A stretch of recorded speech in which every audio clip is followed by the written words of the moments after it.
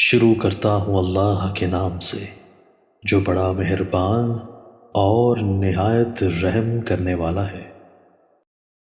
سیدنا ابو امامہ رضی اللہ تعالیٰ عنہ سے روایت ہے، رسول اللہ صلی اللہ علیہ وآلہ وسلم نے فرمایا، قیامت کے دن سورج ایک نیزے کے بقدر قریب آ جائے گا اور اس کی حرارت بھی کئی گناہ بڑھ جائے گی۔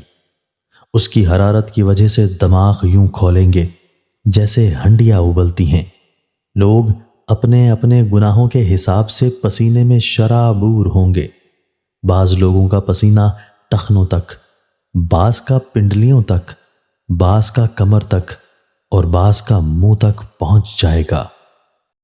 سیدنا ابو سعید خدری رضی اللہ تعالیٰ عنہ سے روایت ہے، نبی کریم صلی اللہ علیہ وآلہ وسلم نے فرمایا، اللہ تعالیٰ کی طرف سے ہر نبی کو ایک قبول شدہ دعا دی گئی ہے۔ ہر نبی نے اس کے معاملے میں جلدی کی اور دنیا میں ہی اس کو وصول کر لیا ہے، البتہ میں نے اپنی امت کے حق میں سفارش کرنے کے لیے اس کو مؤخر کر دیا ہے۔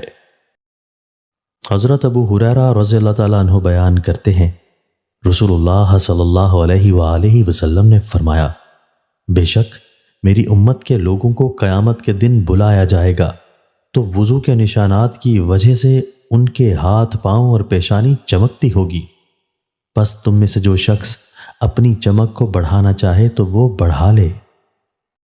دوستو، اللہ تعالی ہمیں ان احادیث مبارکہ پر عمل کرنے اور اپنی زندگیوں کو سنوارنے کی توفیق عطا فرمائے۔